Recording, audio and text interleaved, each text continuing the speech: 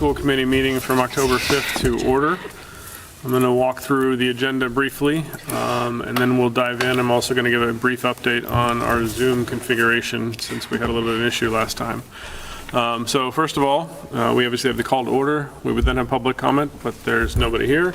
There is one person online, so if they do want to comment, they should raise their hand, and I can ask them to unmute at that point in time. We're going to start with the first of our Focus on Excellence topics, which is the RMHS Rocket Ambassadors. And Ms. Lena Williams will be here to talk through that a little bit.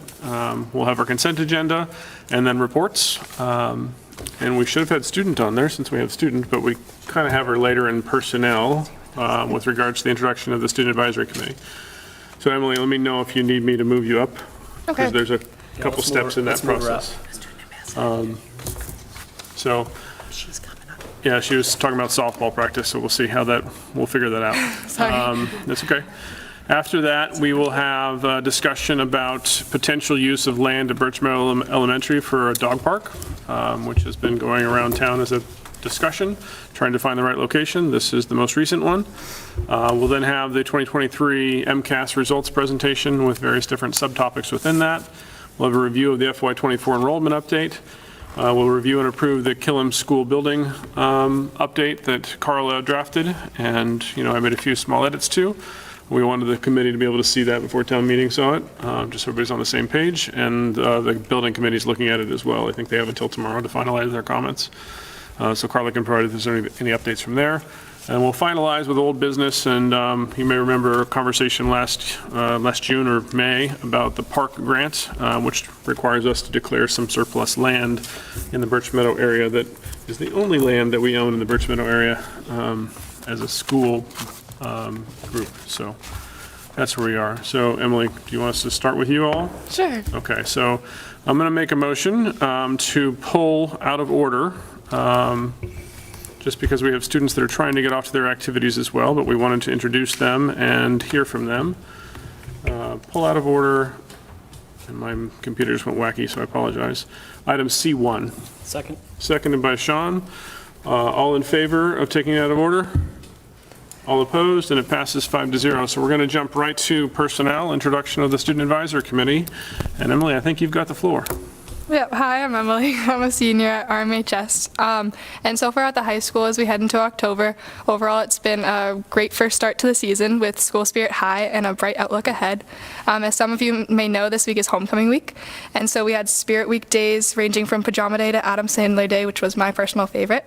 And tomorrow is Unity Day, where students will participate in fun activities that build community and help students empathize with one another. Also tomorrow, we are getting ready to cheer on our football team in their last home game of the regular season. And then on Saturday, we will have our second annual homecoming dance, which everyone is very excited for. Also this week, we had two coaches celebrate their 200th career wins, one being Coach Michelle Hopkinson with the girls varsity volleyball team, and the other one being Coach Jeff Nelson, the varsity golf coach. So we wanted to congratulate them. Also in sports, the unified basketball team season is starting up, and they had their first game this week against Watertown, so we were really excited about that. Along with the lines of that, we also had the Triangle and Embark program. They had a fun and successful field trip to the Red Sox game last week that I partook in, and it was overall a really big success. And lastly, the seniors are partaking in follow-up biliteracy tests this week to try and earn their seal of biliteracy in languages spanning from Spanish to French to Swedish. So overall, we had a fun and fulfilling start to the school year. So, Great. Thank you, Emily. Dr. Milczewski, do you want to talk about the advisory committee overall, or?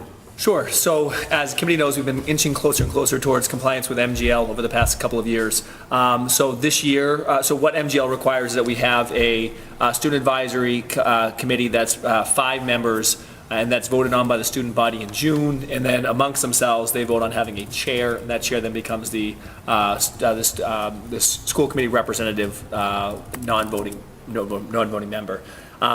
So over the past couple of years, we tried to get, I don't know many districts that are in full compliance with how that looks. So this year, since we did not host elections in June, we decided to open it up to the high school to anyone who wanted to jump on the student advisory committee. We had now, I think it's 21 who jumped on, who wanted to be a part of it, which is exciting. So that committee will have the chance to meet with our school committee several times during the school year to share feedback directly with them. And we're thrilled to share that their chair of that committee is going to be Emily. So as you know, Emily last year served on the student advisory committee as well, so she's a familiar face to the group here. I just appreciate all of those students who stepped up to serve on this. I think it's a great opportunity to have a voice and have a voice directly to our school committee, and also to share publicly with our school committee in the spring. We expect to have elections for the for the 24-25 school year, have the 5 members represented, and then have amongst them choose the chair. So next year we expect to be in full compliance with MGL. But most importantly, Emily, welcome aboard. We think that you are an awesome representative of the school, involved in so many different things. I think so many people in this community think really highly of you as a person, as a leader, as a student athlete. So just thrilled to have you up here representing the student body. Thank you, Doctor. You're awesome. You're great. I was a little nervous. What's Carla doing to you over there? I'm like really happy to have her. Real quick before you leave, I know you got to get to softball, but I'll reach out to you, tomorrow or later, probably tomorrow, not later tonight, because who knows what time we'll be done tonight, to start coordinating for when you all will meet with us as a whole, and when you'll meet with me, and if there's anybody else in the committee that wants to join in that kind of small meeting, to plan for those meetings. So I'd like to get them scheduled so that we actually have them regularly next year, or this year, because last year we were only able to do one, as you're aware. Yeah. So the more we can schedule them and people can have them planned appropriately, we'll be in better shape, I think. Yeah, that sounds like a great idea. Okay, Thank you. great. All right, so with that said, let's move back to the top, and Ms. Williams, I think you're here for us with the Rocket Ambassadors. I'd just like to tee it up for Ms. Williams, too. Emily, you can step out whenever. First, the school committee and I wanted to do something different at the beginning of every meeting to focus on excellence, whether that is social, emotionally, academically, athletically, community-oriented, something that we think is a bright spot in our community. And we wanted to start that tradition here with a focus on our Rocket Ambassador program. The reason is because this is how we started our school year with our staff, and we thought it was an amazing way to start the year. So as a little bit of context, we asked the Rocket Ambassador program to come and have some representatives speak to our staff on the first day of school to speak about their experiences throughout RPS as a way to kind of get everyone excited in the right mindset. Walking around schools those first couple of days, the comment I kept hearing was those students were amazing. Hearing their testimonies made me feel like validated in the work I do, feel challenged in the work that I do, feel seen in the work that I do, and I think it was just, your testimonies were really, really powerful. So we wanted to invite you here tonight to have a couple of representatives share the stories that you shared, and maybe you'll ad-lib a little bit, anything you're welcome to, that you shared on the first day of school with staff, because I think there are things that our entire community would like to hear. We also then wanted to turn it over to Ms. Williams to speak a little bit about the Rocket Ambassador program in general. Over the past couple of months, I've heard from some students who have already shared their positive experience with the Rocket Ambassador program. I've heard from other schools saying, hey, we want to build something like this here. And we actually had our first children's cabinet meeting saying, hey, how do we expand this across other youth organizations like youth sports to have more leadership in our community from our youth too. So I think there's a lot of excitement about where this could be. So to get everyone up to speed on the program, we thought it made sense to invite you here tonight, share your story, and then also give Ms. Williams a chance to jump in. So, Ms. Williams. Yeah, thank you for having us. I feel very privileged that I get to work with 2 other co-workers, Katie Buckley and Maura Keefe, who's a school counselor in my department. And the 3 of us decided that we were going to revamp the Rocket Ambassador program that's been around for a few years. And so I'm going to just start by letting the students speak, just because what Dr. Malachewski was saying is that it was so powerful to hear them speak at the very beginning, and then I'll circle back. So the first one is Al Sumner. Hello, my name's Al Sumner. I'm a senior here at the high school. I play soccer, lacrosse, and I'm the captain of the hockey team. For those of you who know me well, you know that being here today wasn't always something that was promised. Every morning I make the decision to get out of bed and live. I get up each morning because I want to be the best person I can be and spread love everywhere. I've never been the fastest learner at school. By late elementary, I decided that I probably just didn't have anything to contribute. My thoughts were often scattered, translating to my writing through barely legible handwriting. It never seemed to matter. What was the point of anyone reading my work if I didn't think I had anything to say? These tendencies were cut short by my 4th grade teacher, Miss Gramellini, after assigning our class a personal narrative. After turning mine in, she pulled me outside of the classroom to talk. She told me she wanted to help me with my handwriting. I didn't understand why, and when I asked, she told me it was because she wanted to be able to read my work. I had never felt like anyone had wanted to hear what I had to say. She gave me a voice that I've carried through with me each step of my life. It's the same voice that has grown stronger through each teacher I've met here in the public system. Each of my teachers has made me feel like I meant something more than just a grade or a homework assignment. To say I wouldn't be the person I am today without my teachers is an understatement. Each person in this community has not just changed lives, but saved them too. To every staff member, we appreciate you in so many ways. We cherish you and we love you. Thank you.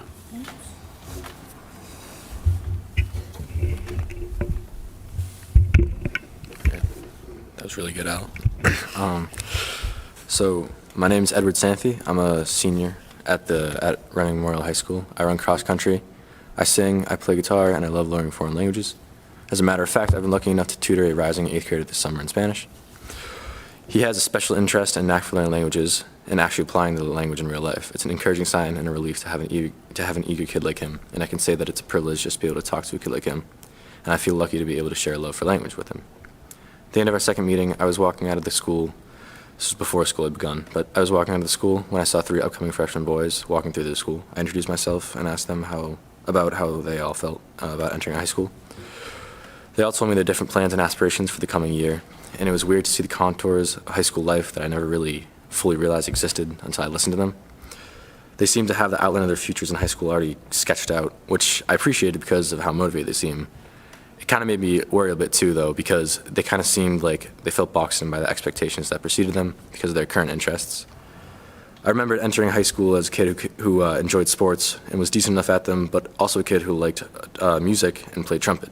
Looking back, I definitely notice and reflect that there seemed to be a pressure to choose between the two, even though I love them both.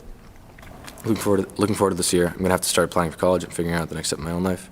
I've learned to confide my anxieties in the people closest to me, but also to extend the stress to others. Some of the people who have given me the best perspectives are teachers in this school, or even graduated students whom I'm lucky enough to call friends. I idolize many of these older people, older people, not old, and they give me something to strive towards. For me, the reason I apply myself every day comes down to the people around me, younger, older, or even my age. I see myself in some of the upcoming freshmen, and thus reminded of the fears of growing up through high school that I've experienced, but also the beauty that can be found within yourself with the right mentors. I look up to my teachers and admire not only their experience, but their willingness and ability to help guide someone like me through this new world. I hope to emulate that type of wisdom and wherewithal someday. These types of people are what give me the reason to try. They inspire me, reassure me, and give me the confidence in myself. It's with this gifted confidence that I hope I can help others. Thank you. Thank you. Thank you.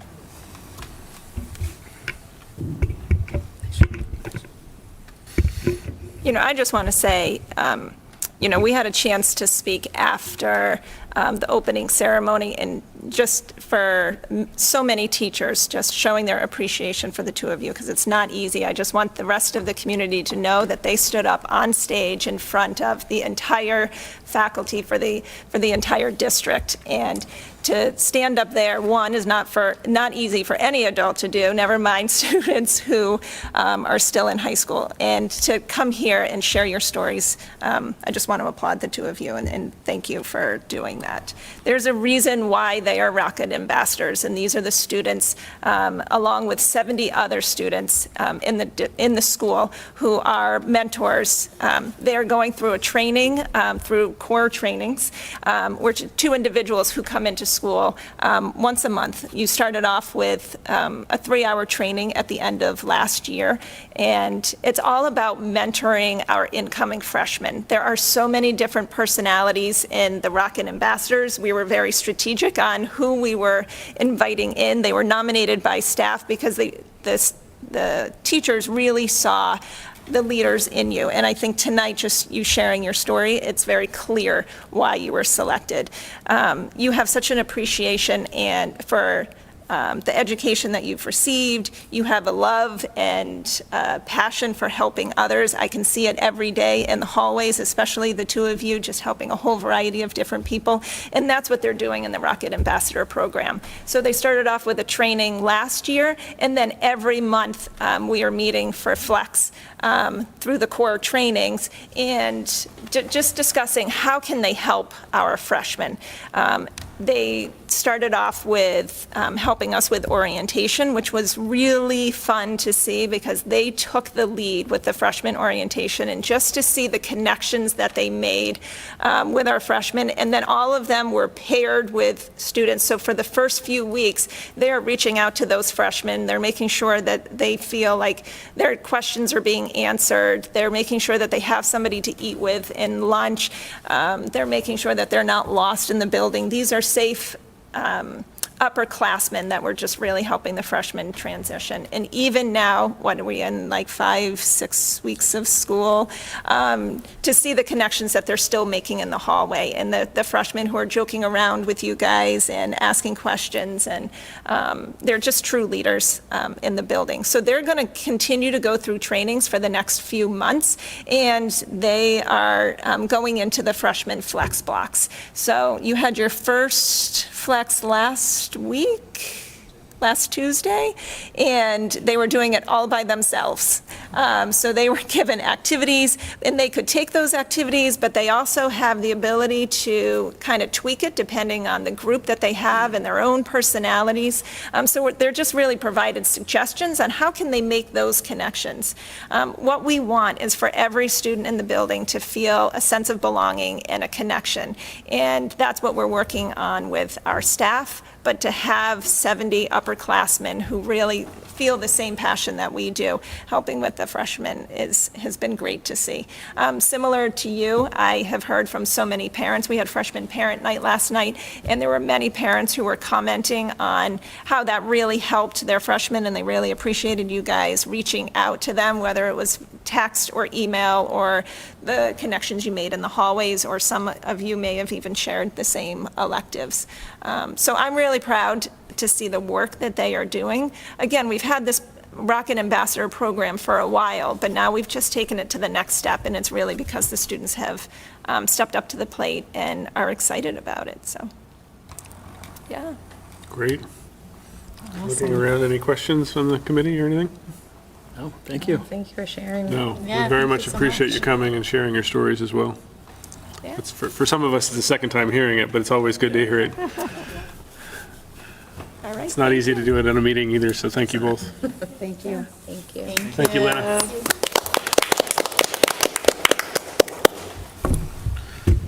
Okay, so we'll move on to the consent agenda, and do we have a motion? Motion to approve the consent agenda. Second? Seconded by Sean. Any points of discussion? Okay, seeing none, all in favor? All opposed? And the consent agenda passes 5-0. So we'll move on to reports. And I think Dr. Hardy, we'll start with you this evening. Good evening, everyone. Just 2 items this evening to report out. The first item, I really want to give a big shout out to a number of our teachers who are acting as mentors this year. We have 46 staff members across our district who are either mentoring one-to-one for new staff or are leading cohorts of teachers who might be in year 2 or even some in year 1.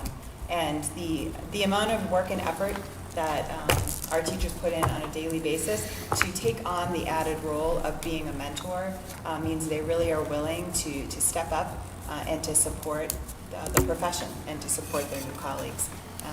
Our mentoring program is underway. We've had our first new staff development series. Things are going really well. Some of the improvements that we've made to the program, adding some additional funds to ensure our year 2 staff have appropriate mentoring, really have been helpful in providing the supports we know are needed if we want to keep the staff that we're bringing here into Reading, and to support them in those first few years, which we believe is really important to their success in being able to work with our students. And so a huge thank you to our teachers who are stepping in as mentors. We believe that role is just essential to supporting the work here in Reading.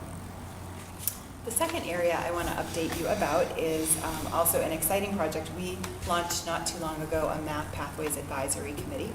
We have about 20 individuals on the committee, include staff, parents, we have alumni, we have folks from the community, and I just came up from the second meeting of the committee.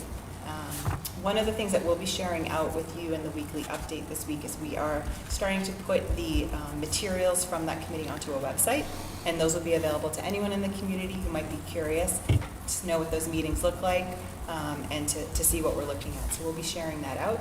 But I can let you know that we've been taking a deep dive into the math pathways that we have here in Reading Public Schools and having reactions from the committee as far as what they see as pros of that pathway or the options our students currently have, and where they see the spots that we might be missing, opportunities for all kids to have access, where we may not have the relevance that we want for the careers our kids are pursuing, where we may not be aligning with the college plans of our students. And so the committee has really been instrumental in giving us that feedback. We'll be looking at model pathways, including pathways used by other communities, other states, and similarly gathering the feedback and sort of getting the committee members to share what they notice it works and what doesn't work. We look forward to pulling that together and then in November presenting to school committee sort of the results and our recommendations for next steps. As the central office leadership team working with the building-based leadership team when we're making those recommendations. Great. Any questions? Okay, Dr. Milczewski? Great, just like to build off something Emily said about unified basketball. So actually they tipped off their season today, this afternoon at Coolidge, packed house. Just like to give a shout out to all the student athletes. They were awesome out there. Good battle against Watertown, and just like to thank all those who came to watch, all the student athletes, and also like to thank our field hockey team who are in the front row cheering really loudly in support too. So just like that culture of like support and collaboration amongst teams is really awesome to see, and I know that's something we feel really proud about. So congrats to our student athletes, looking forward to a great season. Okay. We will move to committee liaison reports, so starting at the end with Carla. Just an update on the Killam Building Committee that proposals will be due next Wednesday for the designers, and then we'll have a couple of weeks to review them, and then Dr. Milczewski, Fidel and I will all go to the MSBA, and we will come out of after two meetings with a designer on board, so that's kind of exciting. And we'll be doing something later on in our agenda. Okay, great. Sean? Just a sort of a pseudo select board liaison report. I'm sure everyone in the committee knows by now, but for anybody watching at home, Fidel Maltez, our town manager, was appointed by the Chelsea City Council on Monday to be their next city manager. He's obviously been a great partner to the schools during his time here, as well as playing a huge role in the MSBA process. I believe the select board is meeting tonight on an off-schedule meeting to sort of kick off a search consultant process potentially. So certainly more to come on that, but it's been a great partner to the schools, and hopefully the next one will be as well. Sarah? No report. Aaron? No report. I don't have any reports either from a liaison committee perspective. I will just make one small note that October is Dyslexia Awareness Month. We have quite a few in our district in that category, so I just want to recognize that and make sure we take stock of it, I guess, for the better way to say it. Okay, with that said, we will move on. Mr. Cool, it is your turn. I'm going to ask you to come up to the table here so people can see you, and I will share your presentation as well. And we'll be good to go as we move into the request for using land at Birch Meadow for a dog park. You can come right up. These are volunteer. Okay. And as discussed, 5 to 7 minutes or so, and then we'll have some conversation, question and answer and stuff like that. Since our time is short, it is Is this working? Yes, it is. Yes, so. Since So our you don't time, hear it project, we hear you, and then the TV hears that. So that's Sure. what that's for more than for us. since our time is relatively short, I can direct you to just a small number of slides of the presentation. I began working on this, and with Fidel Maltez's assistance, we've done a lot of research. And if we look at the presentation, we have just over 10,000 households in town. That's apartments, condos, single-family homes, and so on. And arguably, in addition to what we know about dog ownership, it looks like over 30% of those homes, of those households, have dogs. So let's see if we could go on to slide 3. Back up one, if you would. Yeah, with the one Y. There are some very good benefits that come from a dog park, benefits to families, to the dogs, obviously, and it's something uniquely different from the other recreational resources that we have. Parks, baseball diamonds, the town forest and all, because this is something that you can do alone with your dog, despite, whatever your physical ability is. Well,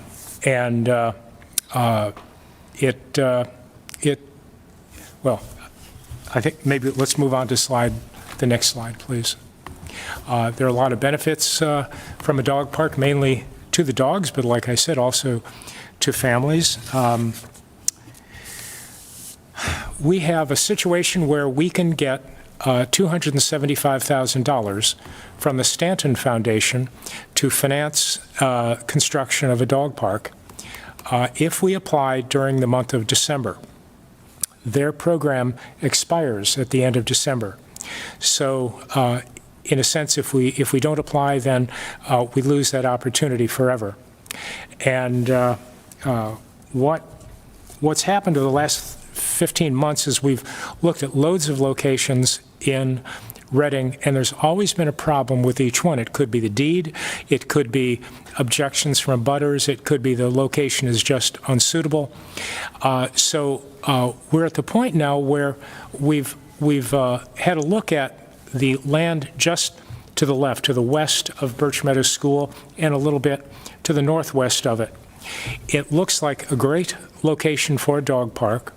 There is ample parking around, considering the number of people who are typically at a dog park at any one time.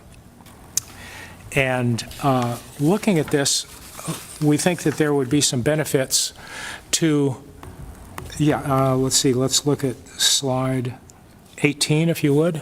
That one? I think it's maybe the next one. Yes. We think there could be some benefits to the school as well, such as lighting, which I'm not sure there is lighting there now, but lighting, improving the area that you're looking at in the blue solid and dashed line areas, because right now it's kind of a rough area. There's a lot of glass. I've been over there with the conservation administrator and the recreation director a couple of times, and it's not exactly a safe area for kids, although we do see kids playing there all the time. But we've picked up glass and noticed a lot of other little bits of debris there. So we're thinking that some cleanup of the area and improvement of the area could help and make it more safer and more enjoyable for kids. Plantings could be put in. Right now it's pretty raw, and any dog park comes with a fence. One of the questions people usually have is, what's to keep kids from interacting with the dogs and having a bad outcome? Well, a double fence, for example, and that could be a fence with visibility through it, or it could include a solid wall, a solid layer. so that little fingers and little noses never meet. And let's say a wall of vegetation as well, so that you don't have the distractions of visibility, kids to dogs, dogs to kids. So that, I believe, would give us a pretty reasonable separation of the two areas. Possibility is there to expand the playground area. I don't know how well it suits the kids. I don't have kids of that age right now. Certainly a water station, at least one water station, is typically in place in a dog park. So that would be there, and since we'd be piping in the water, another station could be there, water fountain for kids. As I mentioned, the funding runs out this December. So the funding available to us would be $25,000 to do a design, $250,000 for 90% of our construction costs. So looking at other areas in town, it could be a lot more. Looking here, we have a relatively flat area. It's a little bit bowl-shaped, which is good because you can see your dog. It seems spacious enough that it could give us enough space for a dog park. Ideal, in my mind, is around 20,000 square feet, but that would be about, let's say, 13,000 for all dogs, 6,000, 6,500 for small dogs. And from what I've seen there, it looks like we might not have that much space available, but we could fit a dog park in very nicely, and I think be a good neighbor with the school. So please hit me with questions. Okay. So, before anybody starts with questions, I'll start with a quick statement. First of all, Mr. Kuhl, thank you for the time and effort you're putting into this. Thank you for inviting me. I had some pretty logistical questions when you and I were talking, but I wanted to make sure the whole committee could hear the presentation and Yes. and opine and weigh in as well. So with that said, anybody on the committee have any original thoughts or questions or concerns they want to raise or anything else? Aaron? So I don't have a child at Birch Meadow, so I'm not as familiar with, before school, after school, and during school play there, but it's my understanding that that area is still used by the students. It's unfortunate to hear that there's glass there. That's a whole other issue, but I have a hard time giving up, it feels like giving up play area that is actively used by our students.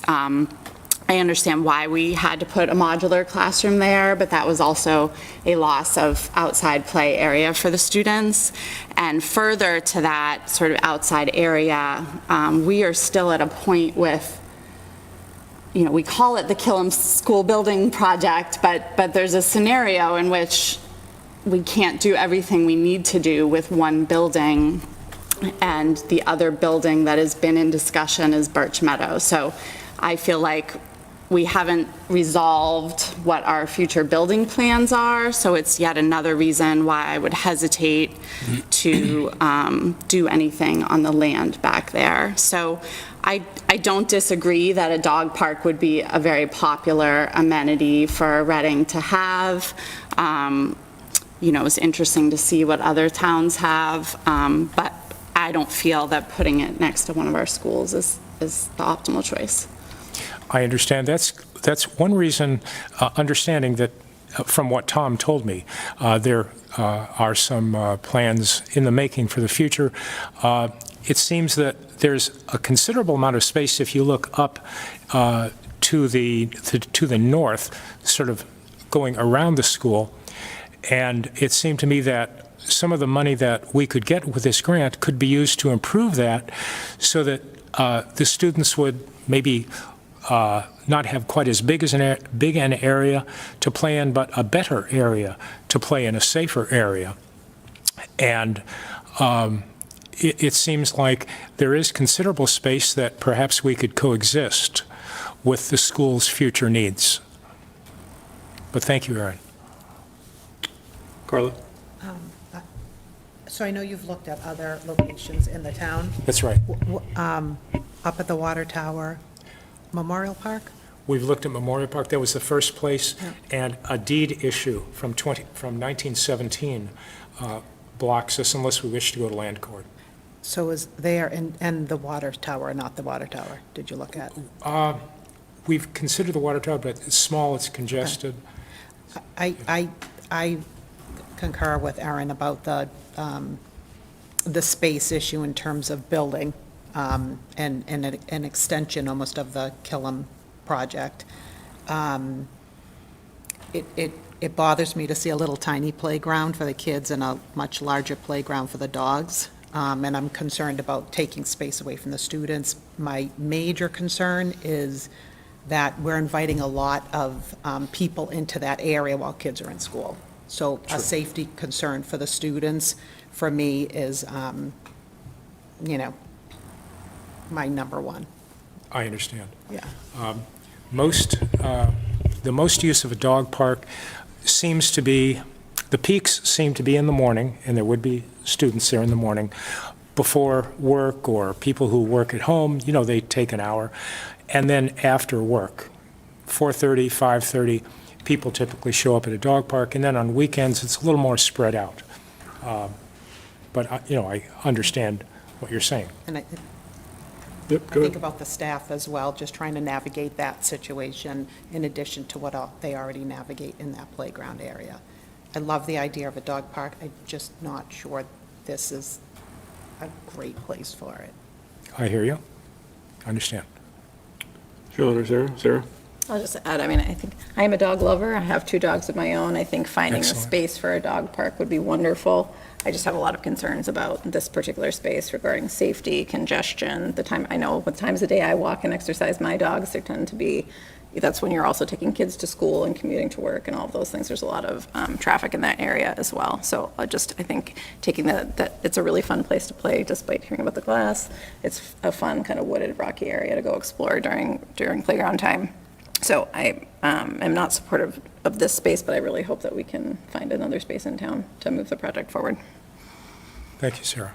John, any thoughts? Yeah, I agree with what everyone said. The other thing I'll just observe is the other examples of dog parks that are in the presentation, I was just looking at some of them on Google Maps, and I don't see one that has certainly a residential property, but really anything other than maybe an industrial space within like 100 yards. This would be, looks like 10 or 15 yards from the, from the fences of these homes, not to mention 10 or 15 yards from the playground of Birch Meadow.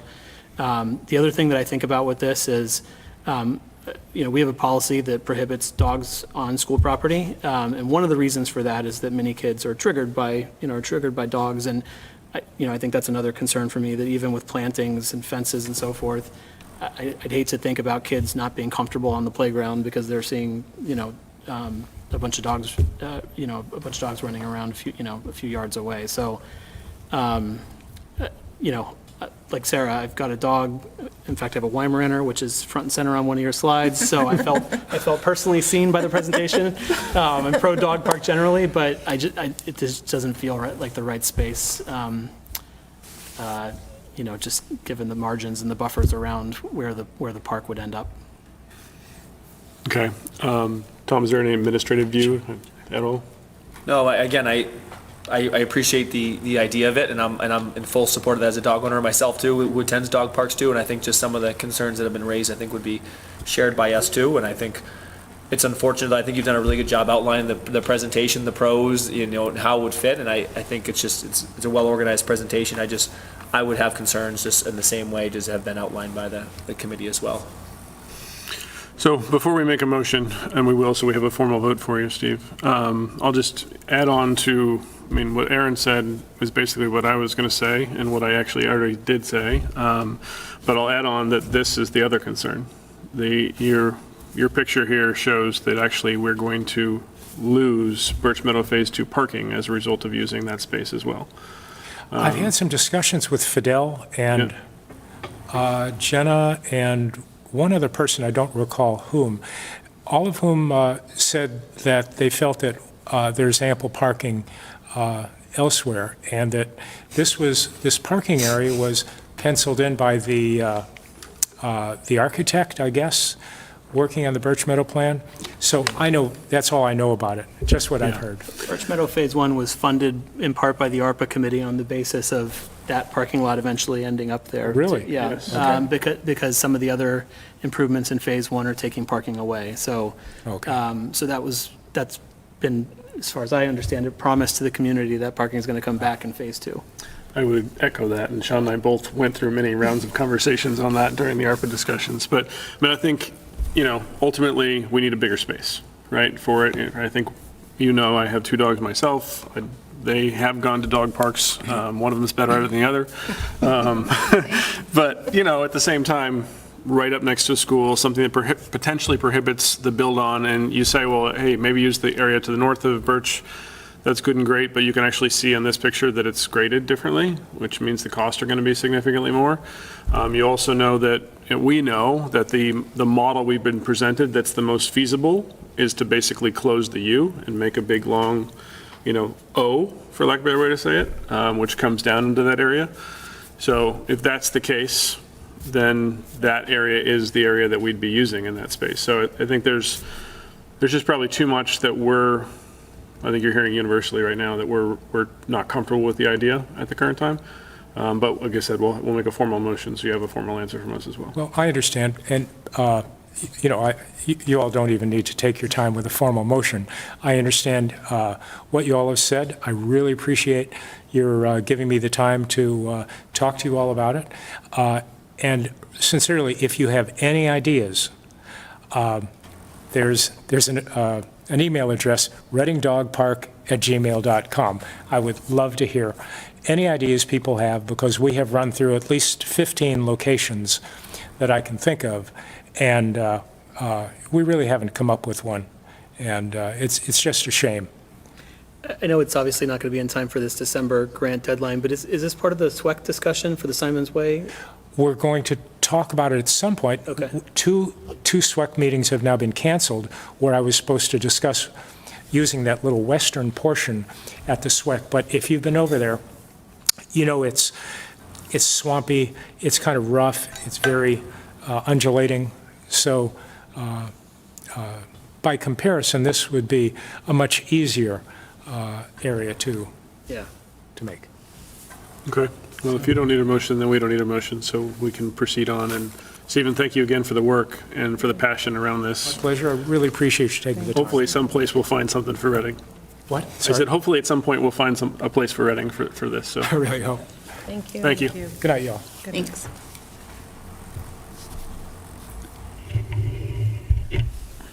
Okay, so now we will move on to the MCAS presentation. Do you have the share over there? I do not have the share. Do you want to just use the one that's in the packet, or you have a different one? Or do you want to It's easier to download move through with just the, It's up to you. I can share, if you give me the share code, I'll just share. Sorry, we didn't have the setup. No problem.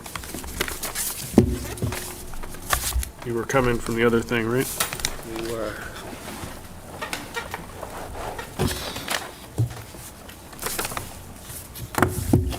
Musical down there. What, they're practicing downstairs? That's online. What is the show? It's called Something Rotten. I can give you the synopsis later. And in November, or? Second and third. Second and third, yeah.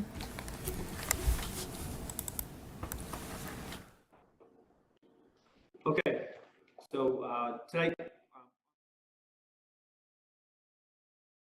Thank you to Sarah Hardy and Liam Lascalzo, who took the primary lead in putting this together.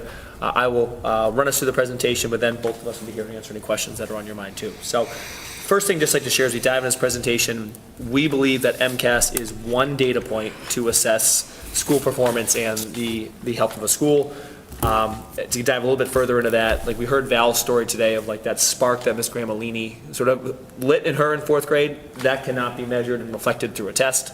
And at the same time, we know that a summative assessment like MCAS often does give us insights into our systems of teaching and learning that are important for us to be responsive to either say, here's things that we're doing that are working, or here's things that we need to do something different to ensure excellent outcomes for all of our students. So again, one data point, and yet an important data point, is something we like to emphasize as we dive in.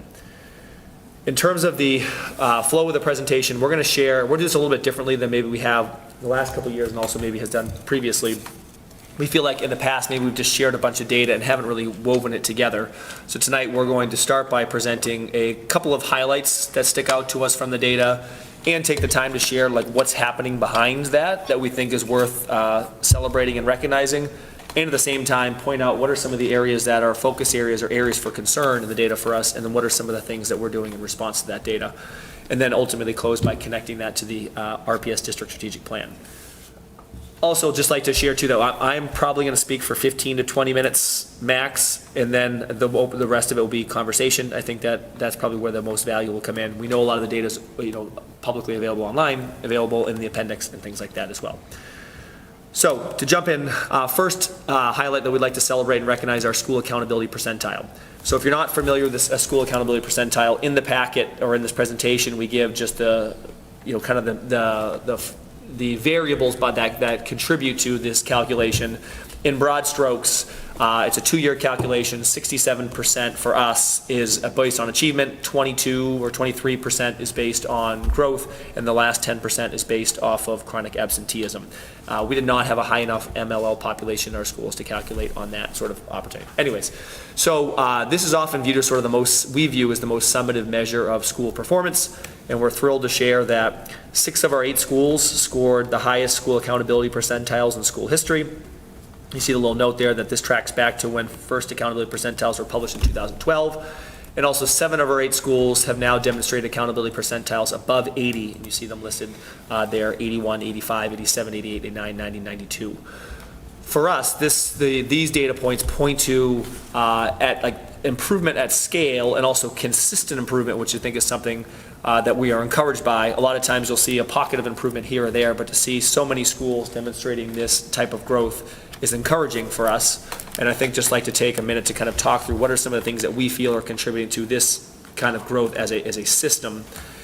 But even before I dive into that too, just you have in your packet in the presentation the data dating back to 2012, so you can see some of just over the years. The school accountability percentile in bold on the right, in the far right column in 2023 are those that are the ones that are school records.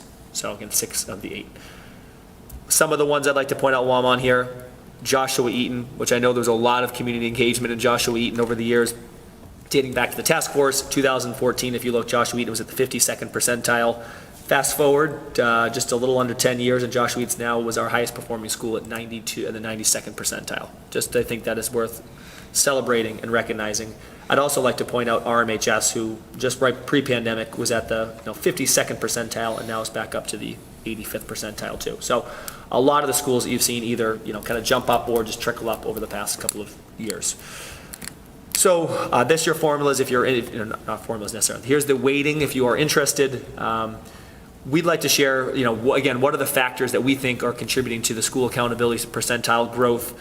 We think these are things that we've done at scale consistently across all of our schools. The first one is the investment in leadership. So as we know, we had all of our building leaders have external coaches through Salem State working on implementation of SIP goals around instructional improvement. We know that what research says about having targeted coaching, prospectively targeted coaching around instructional improvement. Also, consistent professional development for our leaders around instructional leadership teams, which we think is at the core of a school improvement, is having a high-functioning ILT that can oversee curriculum, PD, assessment use in buildings as well. Other things, consistent PD with a focus on our broad areas for all staff of sense of belonging and academic rigor. You see some examples there. And then also some of the things that were creation of systems and structures across the district, things like adding a program lead to increase alignment across some of our substantially separate programs, establishing an ILT as we talked about, and then something that was new for us last year was having what we call regular learning and teaching meetings where Sarah Hardy would lead a meeting with each level group of principals bi-weekly, talking about curriculum implementation, talking about trends in teaching and learning. So those are all things that we feel like have been consistent for all of our leaders across the district, and therefore we see that that's translating into what we think is generally consistent growth across the district. Second highlight around student growth percentiles. In short, student growth percentiles, students are placed in a group, in a bucket of the students of their like-performing peers. This means if a student scored a score of X the year before, they're placed in a group with everyone else who scored a school of X, what percentage of students they outperform in the next year. Growth, we know we obviously want both high growth and high, proficiency rates. A lot of times we look at growth because that's the thing that we show our students are outgrowing their peers across the state. We had some really encouraging highlights in our student growth percentiles, especially at the elementary level, that I wanted to pause and point a few of these out. We are the only district in the state with both grades 4 and 5 SGPs and ELA above 61st percentile. Again, 1 out of 307 districts. Also, we were 4th out of 307 in state overall for elementary SGP. That's huge growth for our elementary in ELA. And I'll get to the why in a minute. 4 out of 5 schools, elementary schools, set school records in ELA average SGPs. And for the first time, all elementary schools scored average SGPs above the 50th percentile in both ELA and math. DESE will categorize anything between 40 and 60 as typical growth. Anything below 40 to 50 is low typical. 50 to 60 is high typical. Anything above 60 is high growth. So to have so many of our schools scoring above the 60th percentile is really encouraging. And breaking this down by school, I think if you look at, especially our ELA SGP, something sticks out when you look at that page. If you just scroll in 2023, seeing seeing scores in the 60s, a couple high 50s, and compare that to where sort of we've been, something changed. And I think we'll talk about what that something was. But this early return on investment in student growth percentile is a really encouraging trend for us, especially when you see it at scale and you see this constant trickle up across the years for all of our schools. And also, while the the numbers may not be as high as they are in ELA, we are also encouraged to have SGPs above 50 in all of our elementary schools in math as well. So a couple of just things I'll work through quickly here too. So you start to see our comparison to the state, and where the blue mark, kind of the dotted line there is the state. You start to see on average SGP in 4th and 5th grade, pulling away from the state in terms of growth. Also, you start to see this proficiency rate starting to pull away from the state a little bit in 4th and 5th grade proficiency rates. And then this, which scattergram, which good luck trying to see this. A couple questions we had is, which districts did you pick? This includes all 307 districts on this small scattergram. Why some districts showed up and others didn't, it's just a matter of just how it came out. What we think is important, just for anyone watching, is that the blue dot is us. And this puts us on the x-axis is the average SGP, and on the y-axis is the average scaled score. So wanting to be in that top right. And you can start to see on the left, 4th grade, and on the right, 5th grade, that combination of growth and achievement is an encouraging trend in 4th and 5th grade. Now, we might have someone say, why is our proficiency rates only in the 60s, for 4th and 5th grade?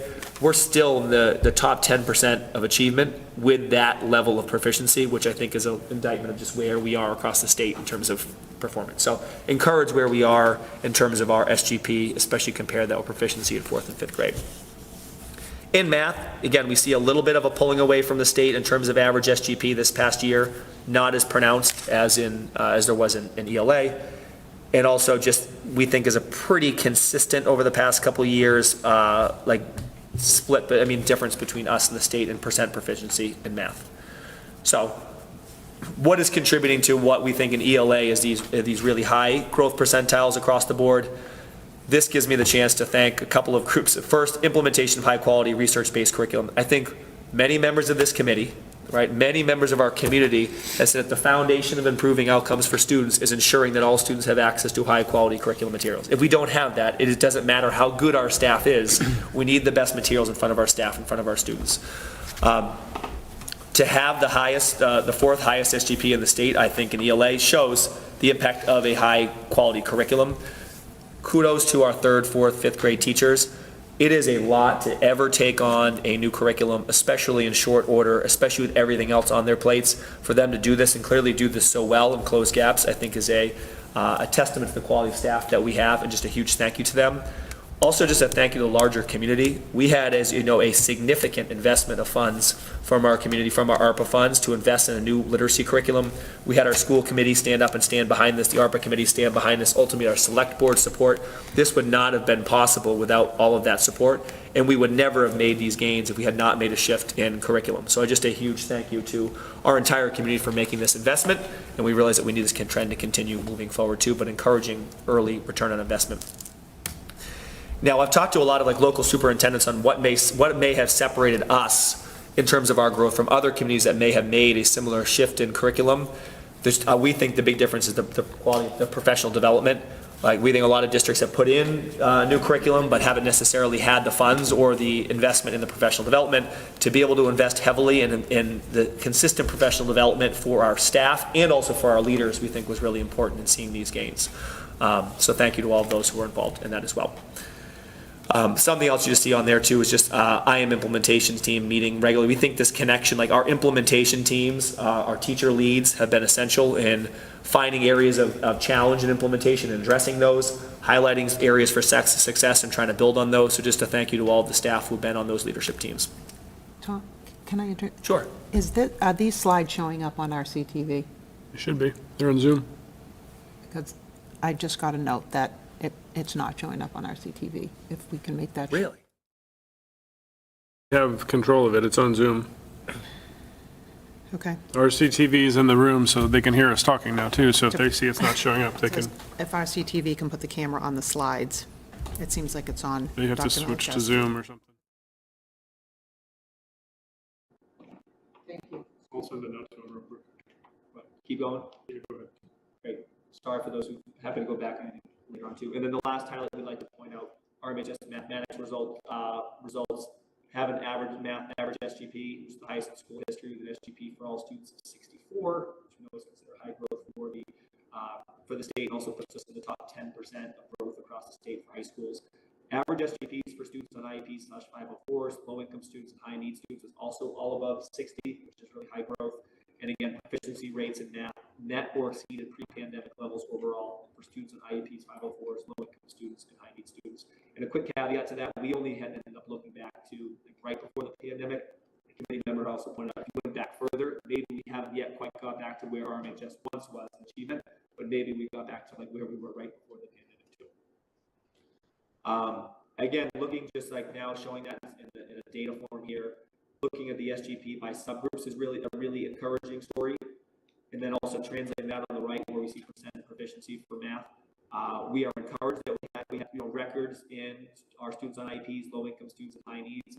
But as we will get to, there is still a major gap there that is not, we cannot celebrate, but we are encouraged that we're seeing some good growth from RMHS math. Now, what are some of the things that are contributing to some of the growth in RMHS and math? One, it's kind of a similar story here around implementation of high-quality research-based curriculum, consistent professional development. A couple of things the math department has shared too is that they've also been very thoughtful about the size of class the past couple of years, of really trying to be thoughtful about when possible to keep the Algebra 1 classes to smaller out of sort of all the math classes when possible, allowing some of the same math teachers to teach the same content area a couple of years to become more familiar with the contents, to better align instruction and standards, and then just use of department time meeting again to focus on standards and aligned instruction. But kudos to all the RMHS math teachers for their work and clearly closing some gaps for our students. Carla, we good with that? He's working on it. This is on the presentation, your volume goes off. So he's working on it. He's aware of Which it. do you prefer, right? So, What if, because didn't it work when, did they see the dog park slides? Maybe they didn't care about the dog park slide this much. But I'm saying, what if we were doing it from this Oh, we're good. computer Yeah. while he's talking, Good. but not, We okay. got thumbs up. All right. Good to So go. for those who did not, catch the first part, there's some trends that we are really encouraged by. We are really encouraged to have 6 of our 8 schools have school records and school achievement. Also accountability percentiles. Encouraged by the growth in ELA, especially in elementary school ELA as a result of our new curriculum, and then also really encouraged by some of the math results at RMHS. So those are a few of the pockets to highlight, but we wanted to share each of those because we think that those are reflective of a larger story of just some of our ongoing improvement efforts, and also gave us the chance to thank and recognize some of the staff who've been integral to that growth. So diving into focus areas too. So first, just overall MCAS achievement and performance. So for us, while we have a lot of areas that we were encouraged by in growth, like bullet number 3, despite significant increases in SGP and school percentiles, percent proficiency has not yet reached pre-pandemic levels in most levels/content areas. At the same time, right, if you look at our district 3 through 12, only 63% of students district-wide are meeting or exceeding expectations, 58% in math. So there is that is not a number that we're comfortable with, and we realize we have a long way to go to reach the proficiency levels that we would all, want. And then that last bullet, overall achievement and proficiency levels remain in the middle/lower end of FinCom comparable communities. We think as a team, it's important for us to not always compare ourselves to the state, but more importantly, to compare ourselves to communities that are more like us demographically. So we internally have been using a lot of times just our 24 FinCom sort of bucket. And then I think it's important for us to start to share that data out publicly, which we have in this presentation as well. So let me give a little bit, I don't know why I skipped to the end, but something weird happening with sound, something weird happening with presentation. So let me show that example too. If you just look by our math proficiency level, even dating back to like this year, we haven't really moved the needle in a lot of our proficiency rates. And in some areas like middle school math, we've actually lost ground. So I think it's just tempering some of the enthusiasm of our growth data with the reality that we just aren't where we need to be with the percent proficiency in both math and ELA, really at all levels. Where does that put us with our finance committee? So this slide was about achievement. We did put growth in just to be transparent too, but I really want to focus on achievement here. So this is ELA scaled score and math scaled score. Out of 24 communities, you see elementary and ELA were 9, then 11 and 11 for high school, and for math were 15, 16, 10. Middle-ish of the pack. We want to make sure that, we are, achieving at higher levels than what we, have in this past year. And again, while some of the growth is pushing us there, we have a long way to go with the overall proficiency rates. So what are some of the things that we're doing to address MCAS achievement? At the end, we're going to speak a little bit about what are we doing to improve overall outcomes in general as a result of our strategic plan. But here I wanted to quickly just speak about a few of the things that we think are directly connected to systems around teaching and learning that we think would then move the needle on improvements in outcomes in MCAS data. The first is our focus on professional learning, right? Professional learning that's coherent, differentiated, and supports and use high-quality curriculum. I think a couple of the bullets that stick out to us right there too is, first one, all of our building leadership teams having strong PD plans to support implementation of important school and district goals. We have required for the first time since our administration that all schools have a professional development plan that we've worked on with them that's clearly aligned to the district strategic plan that we know is going to improve sort of teacher capacity along to our strategic goals. And then some of the areas which we've talked about as a committee a lot around job-embedded professional learning, whether that's from our K-8 math coaches, our MLL coordinator, our special ed literacy coach, our inclusion specialist, but really making sure that we're leveraging job-embedded coaching, which we know is a model that's research proves is an effective model. And then also continuing to look at some professional development, early literacy, middle school literacy offered to K-8 staff during contractual hours. These are all things I know that we've talked about, but we think are important to bring to the radar around continuing to focus on professional development as a key lever for improving MCAS achievement. And then again, just improving systems and structures at scale. A couple of things, continuing, our district leadership teams have taken on, I think, more of I would say utilizing data more effectively in our leadership team. So now in our district leadership team meetings, we present our teams with a set of data, district level data for us to dive into, then give them school level data around a certain thing, and then they get time with us to action plan and figure out what we're doing. We feel like now we have more interim steps throughout the year to be able to monitor how we're doing towards our targets, and doing that through, I think, being better and more effective with data. And also, I think another critical one, why did we have success in some of the areas we had up front was because of shifts in curriculum. Now we're looking curriculum review processes are underway for middle school literacy and secondary science. So we talked a little bit about achievement not being where it needs to be. The second focus area for us is achievement gaps. Overall, we had areas this year where we closed some gaps in achievement. We had areas that just kind of stayed consistent, and we actually had some areas too where gaps widened in certain demographic areas too. So I think as a committee, and we've talked about this too, closing the gap, this is Desi's slide, but it's important to us that we're not just raising the bar, for one group of students without raising the bar for everyone to close the gap, right? If we want to close the gap, we need to make sure that we're still raising the bar for every student. So you'll see here some of the important points up top by elementary. There is some encouraging SGP and achievement data at the elementary level, yet that last bottom bullet is the most important one for us. Gaps in performance still exist for several student demographic groups, including students with disabilities, low-income students, Black African-American students, and Hispanic/Latino students. What do we mean by that? If you look at these next two tables, on the left, average SGP and ELA, on the right, average SGP and math. On the surface, you would say this looks like this is something we're encouraged by. If you look at, sort of most of our demographic groups have set records this year in growth, and those are the ones that are in bold. Yet that's not translating to necessarily closing the gap yet. Let me show you in that next slide, you still see sort of some of the concerning data around groups and performance. So again, the narrative is, yes, this is nice to have growth and gap closing, yet still at this level, at the elementary level, it's not enough right now to change sort of proficiency for some of those groups. A little bit of a different story at the middle school level, where not only do these gaps exist, but our closing of the gaps was not even as effective as our SGPs. In most cases, for our subgroups, was below 50. So not only do we have, if we look here by achievement by group, we have proficiency rates that are not where we need to be, but we're also not doing enough in the growth to be able to move us closer towards closing those gaps. So I think that that's a little bit of a more concerning story than is necessarily at the elementary level. And then at the high school, again, we had some encouraging growth, especially in math. We've had consistent growth in ELA around right above the 50th percentile. You see that listed here. Still, at the same time, when you look at that SGP and now look at proficiency, it's not translating in the way that we need it to, or as quickly as we need it to as well. So overall, we are committed to closing gaps, and I feel like we have not yet, seen the level of gap closing that we need to live out our commitment to all students. So what are some of the pieces that we feel are in place to address the achievement gap? A lot of times people will jump to this last bullet in the slide, targeted supports for students. We think that's backwards. We say that the first step for us is ensuring high quality tier 1 instruction for all students.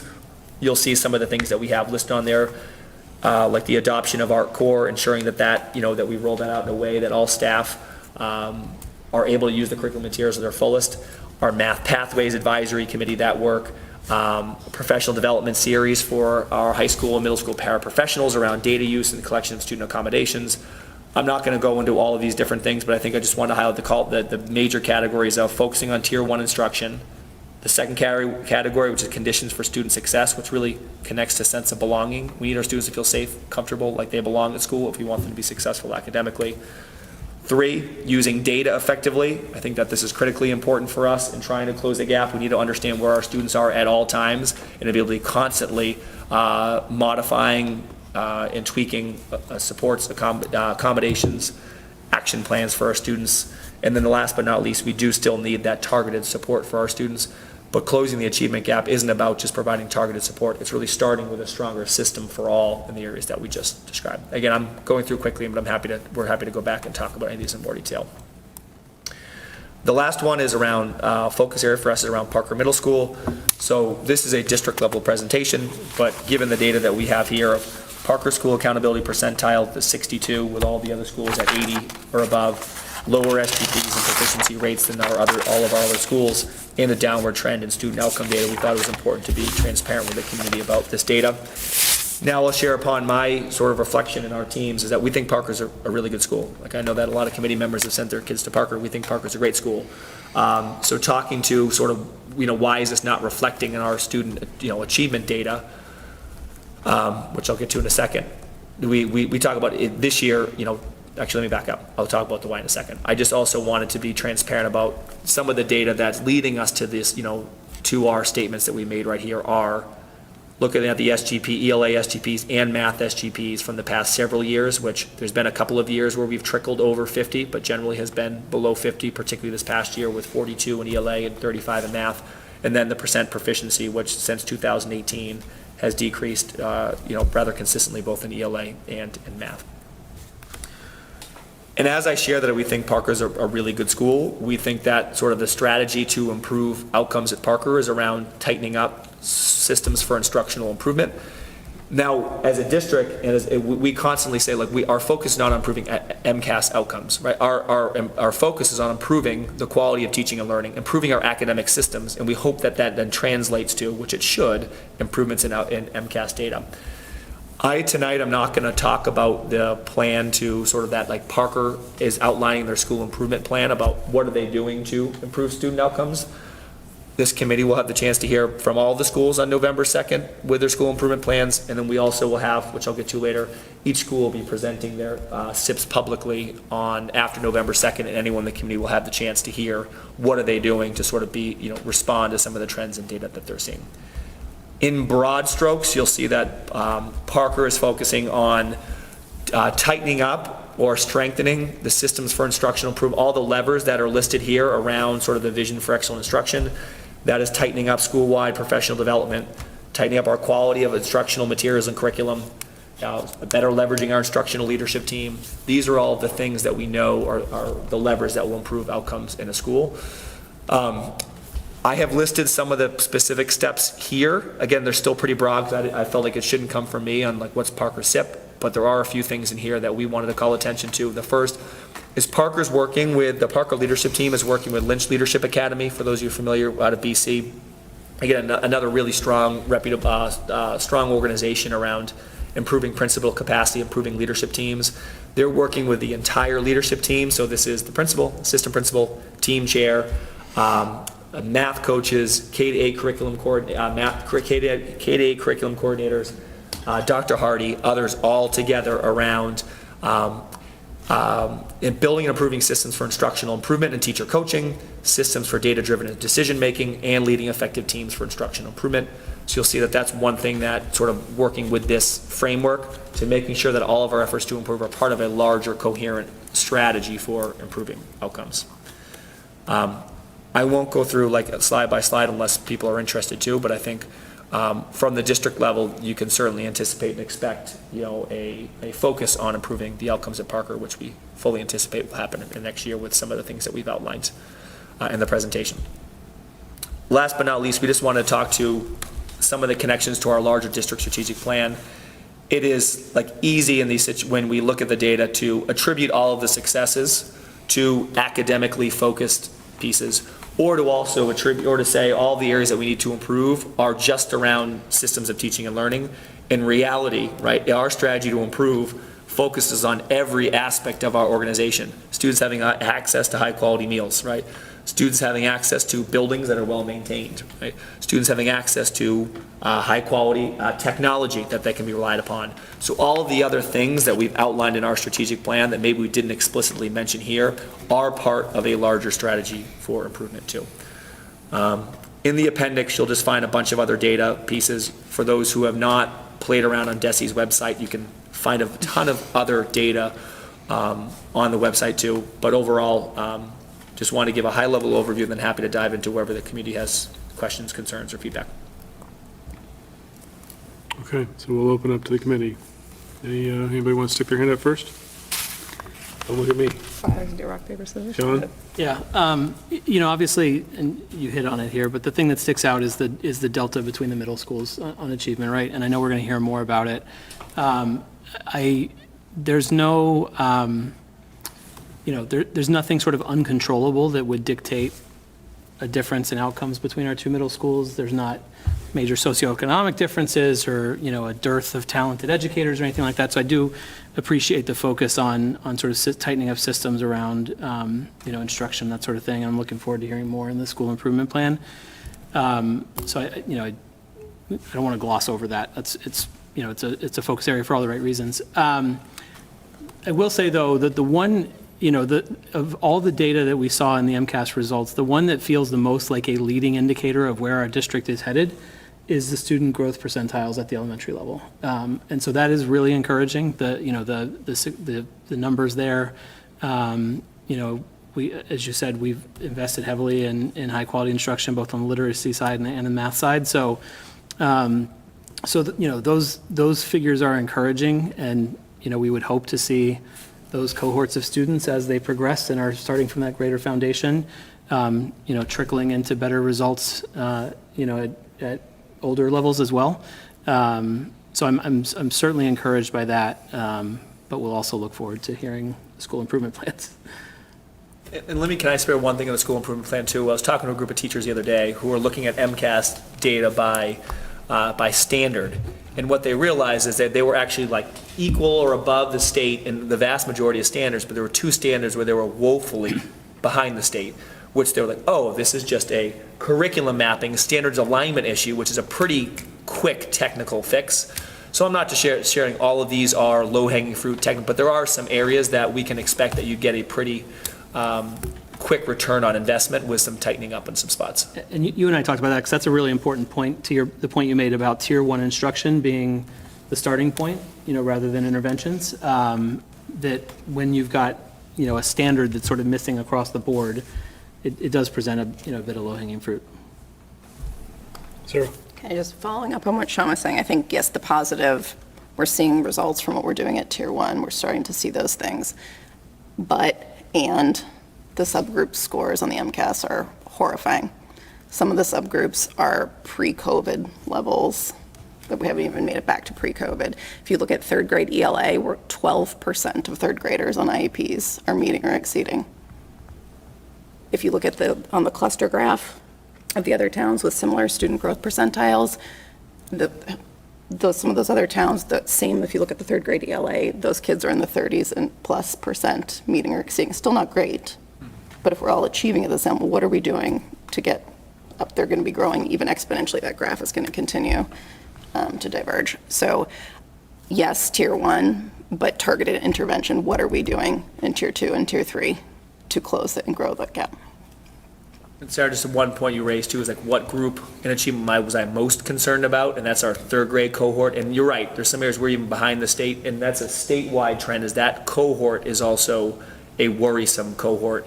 We feel like we have kids who have been impacted by the pandemic significantly, had access to what we feel and have made public was an insufficient literacy curriculum, and there's some other factors at play. So I think that's a group that we have our eye on, and certainly the point about students with disabilities and that is definitely a concern. So I appreciate you raising that. And just to follow that point, I think, yes, the third grade, knowing that they were COVID babies and et cetera, but I think if a similar trend, if you look at our 8th graders last year, current 9th graders, same thing on IEPs, 16% are meeting or exceeding. So what are we doing in targeted intervention? So I'm looking forward to hearing more about that. Anybody else? Yeah. Erin? So just to sort of jump in on some of the same themes.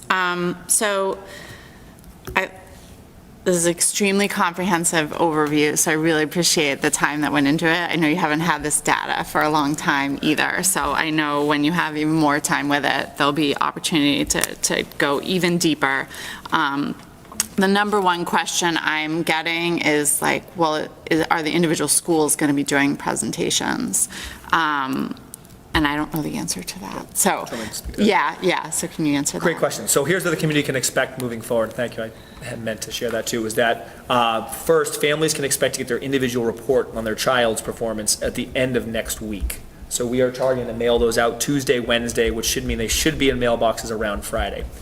Right around that same time, so actually, we've asked all principals are going to be sharing an update with their school community in their newsletters of performance, of their school performance. Either that's a presentation, or that's a memo, or that's a recorded video. They also have to share this within the next 2 weeks with their school councils to present, and also present to their PTOs. Now, the other piece is we had felt, do we make these all like public presentations? How do we handle this? We do not want to think it's important that we give an update of how we performed and to our communities, and then what are we doing about it should come in our school improvement plans too. So all of our school improvement plans we presented here is November 2nd, I believe is the date. Following that, all of our schools will then share their school improvement plans with their school communities and also host some sort of session where it's open to anyone in the community, where you can come and ask questions about the SIP, ask questions about performance, give feedback as a way to engage the community. So for example, if Carla, I know, does not have any children at Birch, but wanted to be, kind of learn what's happening at Birch, that would be an opportunity for you to engage. And in conversation with the principals, they are tying a lot of the initiatives that they are working on are tied and grounded in some of the data they had in MCAS too. Would it be possible for us, or is there a place where that whole list will be like, these are when each school is presenting its school improvement plan? We're going to put that in like the district updates and also in like the memo for the school committee presentation. Great. Birch is 5 p.m. on this date. Great. Because I'm sure there are people who, 8th grade parents might want to go to the high school, 5th grade parents might want to go to the middle school. Yep. So, excellent. Okay. And, some of what you talked about, I'll just use Parker as an example because you talked about Parker, was more sort of general school-wide, but per Sarah's comment, like some of the subgroups there were abysmal. So is that also going to be worked into the school improvement plan? Not just, overall, how are we improving student outcomes, but how are we targeting these specific groups that were not meeting their needs? Yes, great question. That should be in the SIP. And like one example with that is the community may know we have last year started a partnership with Mathnasium for some of our students who we feel are at risk for not being on track. This year we've expanded that partnership, so that's like an example for a particular group of students to have some targeted interventions, but that's just one example maybe of a series of action steps, interventions, initiatives that should be aligned to closing gaps for students by subgroup. Okay.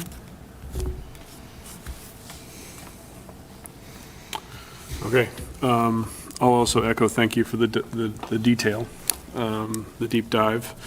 I think all the different questions that we asked ahead of time helped with that, but you all were ready to go anyway, so I appreciate that. I think I want to start with the positive that you did, Tom, as well. I think there's a lot of positive to see in some of the growth numbers at the elementary levels that Sean hit on. That's harbinger, hopefully, of good things to come. You tied it together perfectly with both, the curriculum stuff that we've done, but also the strategy and where we're going with a lot of things. One of your particular goals is the data analysis and the so what, now what part of that, which is, okay, we have a problem, but what do we do and how are we building a library that says this is what we do in this particular case?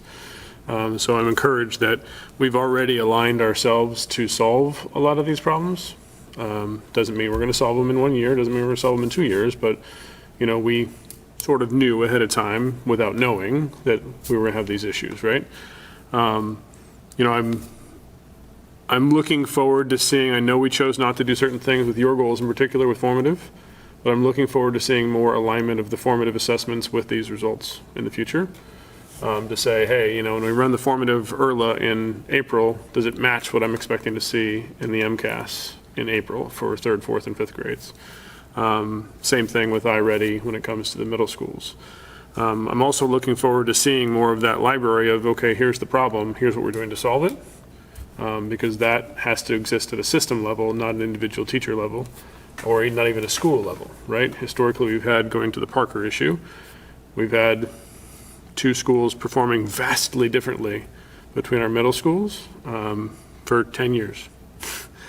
10 years, and you and I've talked about it, some of the members of the committee have talked about it, you've been talking about with the staff, students historically have entered Parker and Coolidge at the same level, and they exit performing 20 points worse at Parker than they do at Coolidge over that period of time. That has to change, and the work you all are doing, the work that Rochelle's doing and the team's doing there to kind of reorient the teaching and learning structures, I think will be very important, and I can't stress how important that is for us going forward to continue to do that. So that plus the curriculum stuff that's happening at the middle schools as well. One other thing I'd like to, you mentioned a couple of standards that were missed in certain areas. You could see it directly below. I was looking at a few of those as well, and one that has me greatly concerned is writing. Our high school and high-level middle school writing scores were atrocious. And I'm not surprised by that, based upon where they came and what they used from a curriculum perspective coming up to where they were. But I'm hopeful that our, one thing is writing about knowledge, the other thing is structure. I want to make sure that we're doing what we can from a writing structure perspective as well, not just the knowledge base that goes with it. So whatever we can do to show demonstration and evidence of that in particular will also help as we move forward. So Sarah already hit on subgroups. She said on the IEPs, but you could pick a subgroup and we have a problem. There are some, subgroups that are doing well, but for the most part, we have problems. But that's historically an issue, but we just got to continue to focus on it. And Tier 1 will help, but Tier 2 and Tier 3 will be necessary. The last thing Sarah said was third grade, and I'm just going to tie it as well to what we last talked about in the last meeting is if you have kids at third grade IEPs performing that poorly, we didn't do enough in K1 and 2. And when we look at the enrollment report and we see the spike of IEPs in third grade, we didn't do enough in K1 and 2. We have to go back to K1 and 2. And I know we've already doing that. I know there's a lot of assessments that are happening at those levels already. But we have to figure out what's causing them to not show up for IEPs at that level, then show for IEPs at third grade. And what do we need to do to fix that gap sooner than later? Are the assessments not the right assessments? Are we not, understanding them properly? Whatever it is that you don't show up on third grade after not showing up in first grade without something massively incorrect. So Sarah looks like she wants to respond to that. So Yeah, I was just thinking, our focus as we work through these slides often is on grades 3 through 10, if you will. But the foundation of K1 and 2 is essential, and it shouldn't be left out. We will be back to talk to school committee with Erin Birchall, our K-8 humanities coordinator, about the changes that have been made this year, including use of a new early literacy screening, which is underway, and we are seeing the way that the results come out, the data that our teachers have about students and where breakdowns might be is significantly improved from what we had before. The plan that we have in place that we're moving forward is different and improved, and so those are the types of things that we really need, just to your point, to say that by the time kids get to third grade, it's too late. It's not too late. We need to know before that. it's almost too late. Fourth grade is too late. Yeah. And it's certainly something we don't want, our students to be struggling that late into elementary school. We know the challenge that it is for families too. I will say too, I think one of the pieces that you saw threaded throughout this presentation, and I appreciate, Tom, that you highlighted it, is just sort of the shift in how data is used. And that's one of the things we've focused on, I think, is building our data literacy as a central office team and building the data literacy of our principals and their instructional leadership teams. And it takes time to do that, and I think that we have arrived at the year where we really can start to leverage it. We've built the culture around expectations for data and how the use of it should be propelling the work forward. So that, yes, Tier 1 is extremely important, but then when we're thinking about Tier 2 and Tier 3, we have to have the systems in place to know when students have to bump into those tiers, when those tiers are working and when they're not. So I feel really good about the position we're in this year. What you saw outlined in the plan here is just a little bit of details about how we're leveraging our district leadership team and supporting them in this work and ensuring that it's happening across every building. I think that is really where we're going to start to see that forward growth, because if it's paired with the high quality curriculum and that monitoring, we believe that research says that's what we're going to see the best results for our students. Great. Any other last comments from the committee? I have one more question. Erin? You mentioned that for the first time, every school has their own professional development plan for the year. Are those public? So they are not yet, because this is the first time our leaders have made them, and we're considering them dynamic plans at this point, because we want the leaders to sort of pilot the idea. But if you talk to any building leader, they should be able to tell you what are the overarching goals that they have with their staff. The other thing that we have outlined in each of the plans are all of the professional learning opportunities. So anytime that the leader has their staff meetings, in-service days, any of the early release days that might be building-based, the building principal now has a cohesive plan as to how those days will connect and then the work that's happening on those days, how that connects back to the school goal and the strategic plan. And also, we've looped in a plan to ensure that our teachers are receiving professional development points for the work that happens during that time. I look forward to the day where we have all of those plans made public, but I think it's important to allow our leaders to try this out safely and to tweak it over the course of the year, since it's a new practice for them. But it's something that we think is going to make a difference for our staff, understanding how what they're doing in their building connects to the strategic plan.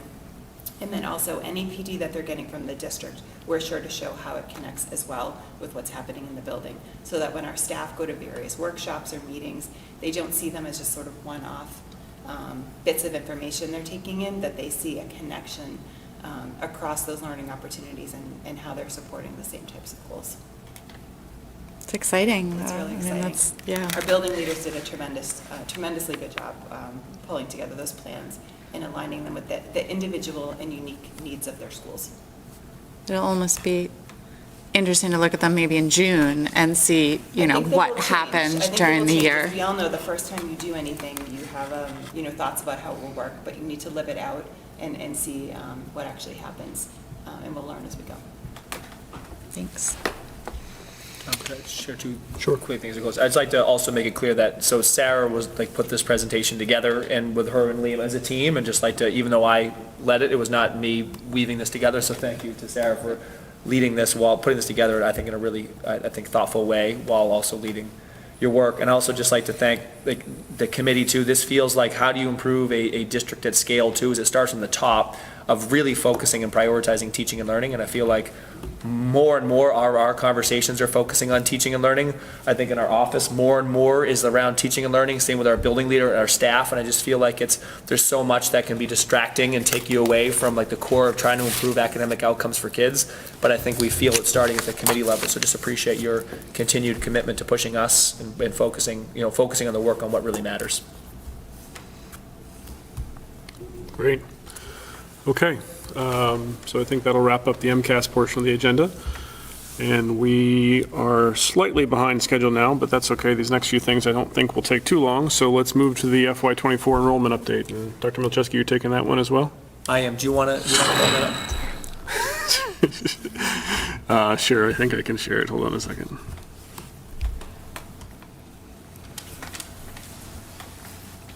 That's in the so it's in the packet. I'm going to share. Start talking, go ahead. All right. I'm just going to point out one comment and open up to questions too. So it's in the packet. The only thing I want to point out, the number that jumped out to us was the significant rise in students with disabilities this past year, which is up over 100 from FY23. We've tried to figure out what is that? And I think there was a couple of things. The first, the context is, informally, with conversations with local districts, they have seen a similar bump, not only in students identified as students with disabilities, but also the amount of, amount of referrals, the amount of, the increase in testing, and we think that so much of that is due to learning loss with COVID, gaps in learning, gaps in schooling. So it is not just us who has seen that. We also have, as a little bit of another piece too, is that we did have a significant increase in our Boston resident population. A portion of those students came in on IEPs too, but that was not enough to move us over to the 107. So we're still trying to, look at that number and figure out exactly, is it just as a result of the pandemic and gaps, or is there something else we should or shouldn't be doing? But it's a trend that seems to be consistent with some local districts as well, even informally, because the enrollment report's not public yet in other districts. So, but I'll pause there if there's just any questions or concerns or feedback on the enrollment report. Sarah? So a quick question. I didn't think of this earlier. So did you look at the pre-COVID level IEP percentages, special education enrollment percentage? Because that number seems, the 771 seems pretty consistent with what it has been in the past, around 700-800 kids with IEPs. So are you saying it dropped down? During COVID and then went back up. Interesting. Yeah, because I don't think the percentage has shifted too much in terms of percentile points, but that number in the 700s is pretty consistent with what I've recalled in the past pre-COVID. It did dip during COVID. It's usually been about 17%, and 771 is 19.3%, so it is a bit of a jump up. It dipped during COVID though, didn't it? Yeah.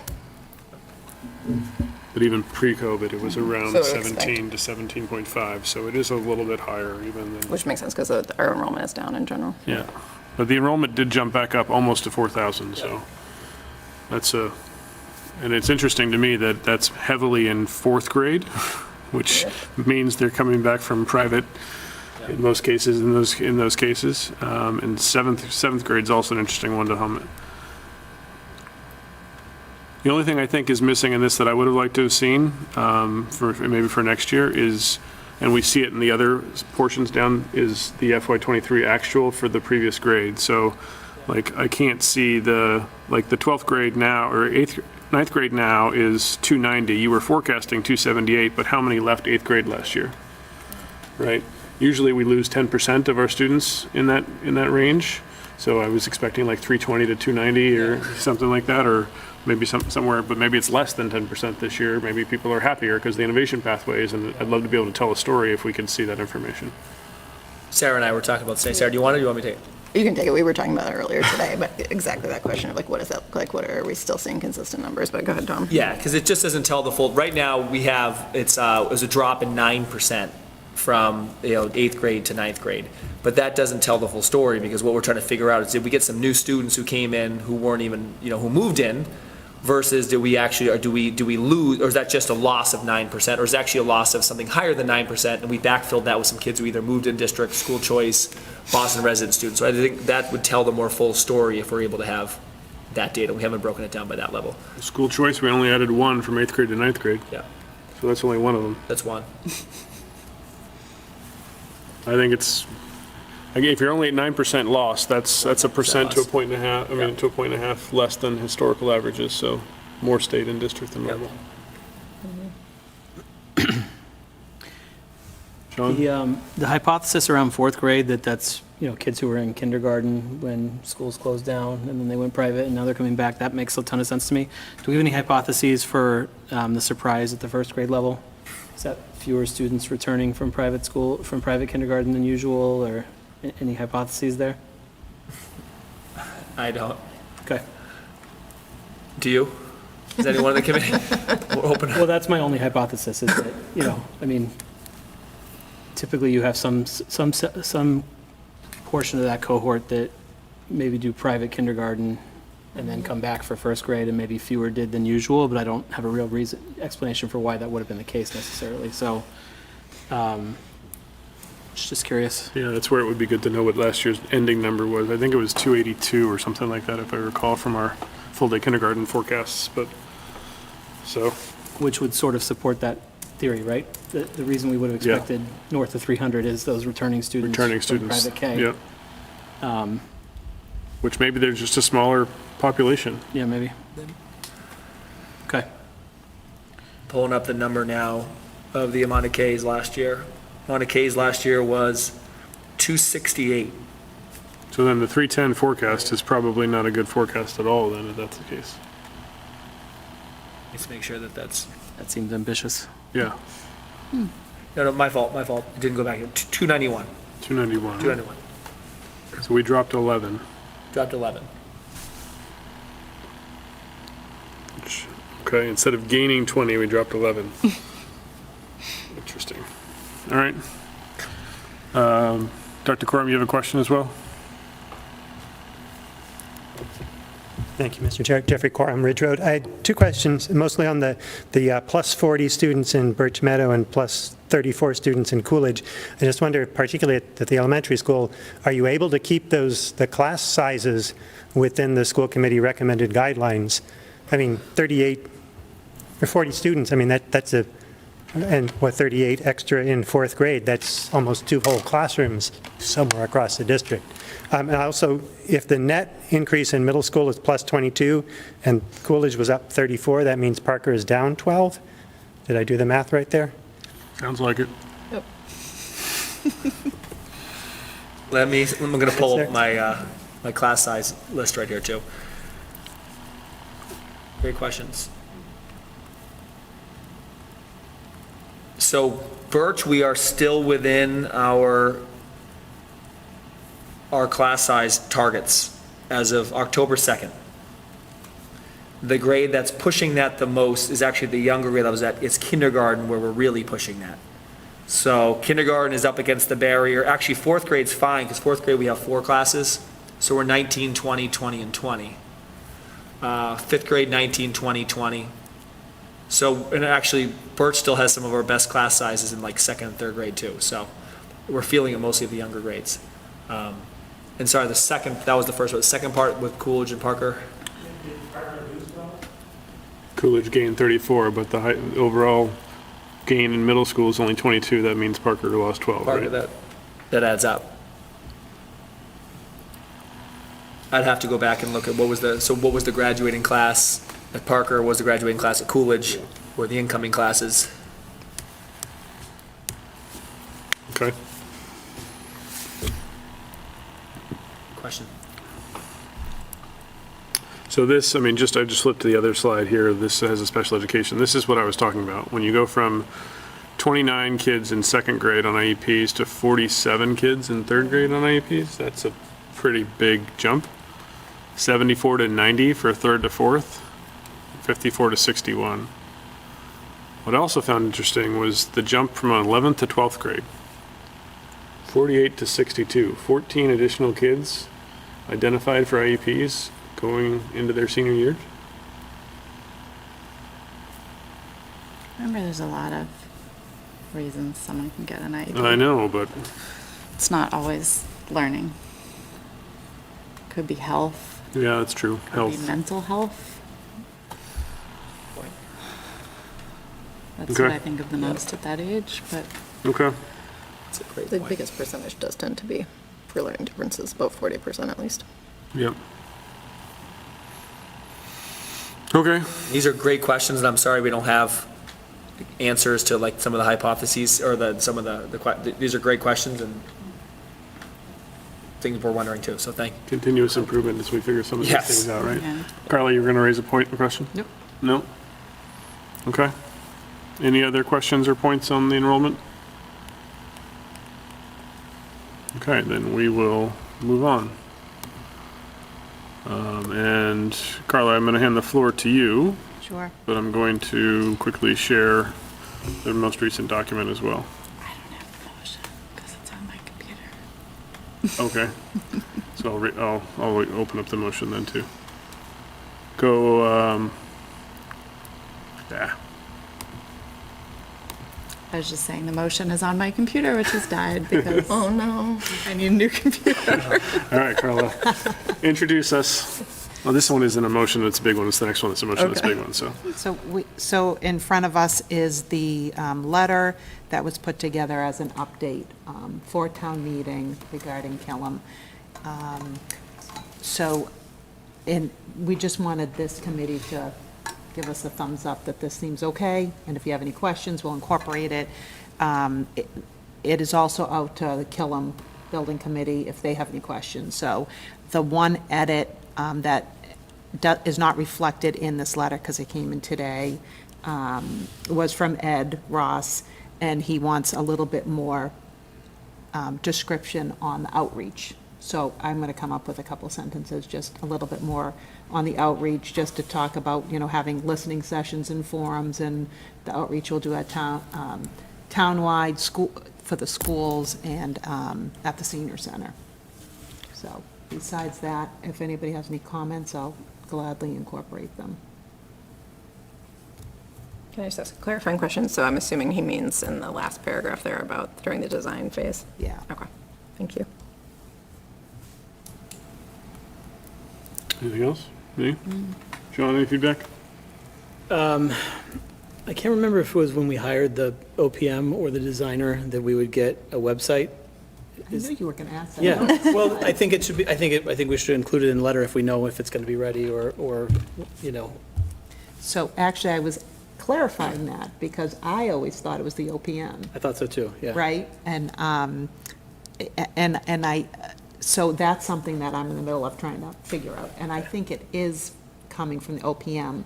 I think the designer will give documentation, just like this committee and the Killam Building Committee, the designers, the OPMs are not allowed to make recommendations for us, the town, to build the school. We have to stay neutral on it, so. Gotcha. All right. So a lot of it is going to come from if we have a Yes for Reading committee who's pushing that option, so to speak. Right, okay. But yes, that is something that is currently on my agenda. It'd be nice, even if the website's not going to be live by town meeting, if they could identify a URL so we can include it in the letter and caveat that the website will be live by X date. That's a great idea. Yeah. Yeah. I'll check that out. Okay. Thank you. So then with that, I'll say move to approve the Killam School Building Committee Town Meeting Update as amended. Second. Seconded by Sarah. Any further discussion? All right, all in favor? And it passes 5-0. Thank you. Okay, so we will now move on to the last topic on our agenda, which is finalizing the park motion. And with that, let me just share again a couple of things. So you may remember, and I think Sean did a lot of pushing and due diligence before. As Aaron and Tom know, I did some more and maybe rustled up a few feathers in the meantime. Last time we talked about this, this is the wrong document. Last time we talked about this, we were being asked to give a sliver of land at Birch Meadow, basically to the select board, which is basically giving it to the Recreation Committee. As part of them asking for a $500,000 grant from this park grant, PARC grant. This committee, I think myself included, expressed some concerns about giving over land that our varsity athletes use and making sure we still have rights to it and whatnot. And after going back and forth with Fidel on it, he nicely pointed out that you use a lot of land in Birch Meadow for your varsity athletes, and you have no problem with that. And look at this map. Every single portion of this is already given to the park except for that little piece. So that little piece has our tennis courts on it. So those are our varsity athletes. We then also went back and forth a little bit on it, and he said, well, it's normally if we had an empowered recreation committee, you would give it to the committee because they're in charge of parks maintenance, but that's not the case in Reading. We haven't done that. Our Recreation Committee is an appointed board with the Select Board, so the Select Board technically is in charge of Parks and Recreation. So that's why we have to give it to the Select Board. However, our town charter says that our Recreation Committee will be in charge of doling out space when it's not in use by the schools. So that gives us the assurance that any space that's here will be first preference to our varsity, non-varsity, our school athletes, our high school athletes in particular. And then the Recreation Committee and Recreation Department can use it for other purposes. So that's a little bit of the background.